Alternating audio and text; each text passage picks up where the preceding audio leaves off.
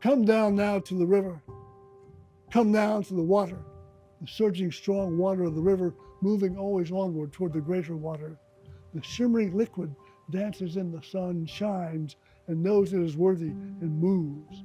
The drops traveling together, the moving on in eternal swirl from the headwaters through the watershed along its self-chiseled course, finding a way, going where the river can and will and must.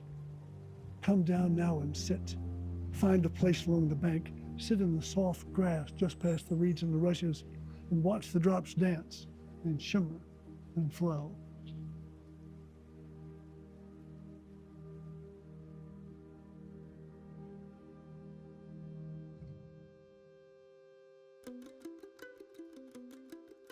I come from West Texas family of storytellers. And I remember the stories around the dinner table of my aunts, uncles, parents, grandmother, who remember the Dust Bowl of 1930s. I mean, the really greatest drought in American history. I also grew up in a place where it didn't rain much. So when it did rain, it was a big deal. And as a result, water always played an important role in my life. In 1993, I was standing on a bridge outside Taos, New Mexico, looking down into the gorge where the Rio Grande River runs. And a woman about 20 feet away said, "Oh, look, there's a river down there." And it hit me suddenly, of course, that the river did not begin at the bottom of the gorge, it began on the top. And it worked its way down through millennia. So that was the beginning of the river trilogy, for me to understand at that moment that rivers always win. They cut their way through the watershed. They find a way to move on. When I first conceived of The River Always Wins, I somehow knew immediately that was not going to be all of it. That something else was going to come with it. And pretty soon after that, it hit me that there's going to be a second book called The River of Goodness. And then it came to me there's going to be a third book, The River of Blessings. So I went from one book to a trilogy pretty quickly. So I set out to do the work of goodness by paying attention to the entire trilogy and understanding that I was being called by the river to take on all three of these. And that in doing these three, somehow it would be a blessing to me and to others if I would be true to the subject and be true to the water and true to the metaphors it would bring to me. If you spend enough time on a river, you discover there are moments when suddenly you're in the rapids and you're really moving along quickly. You better pay attention. And then you come to still water. And the water has to rest. And you find a place where you're suddenly at rest in the water and on the water in your canoe. So if you pay attention to the process is like the water. It's going to move you forward.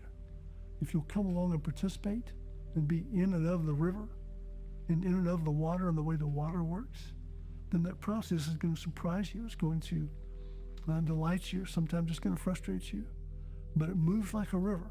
And if you'll pay attention to that and be a part of that river, it will take you to the greater water, my metaphor for the ocean, for something greater than ourselves.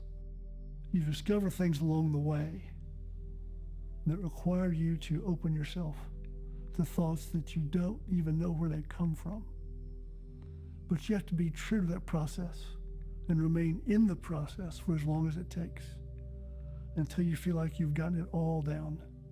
And then going back through and edited to really distill it into its purest essence. I believe that every morning, every human being has to make a choice. Either accept the world the way it is or work to make it better. Either stand up or stand aside.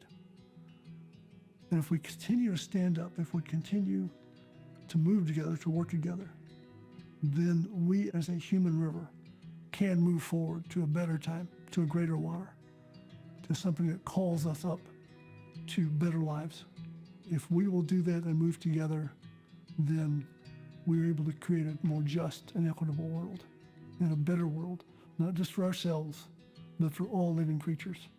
And I think that's one of the things River calls us to do, because River is open to watering the trees, providing life for fish, and for us, and for creatures and animals. The river provides all that. So if it's providing all of that, then wouldn't we want to be a part of something that's such a great life force?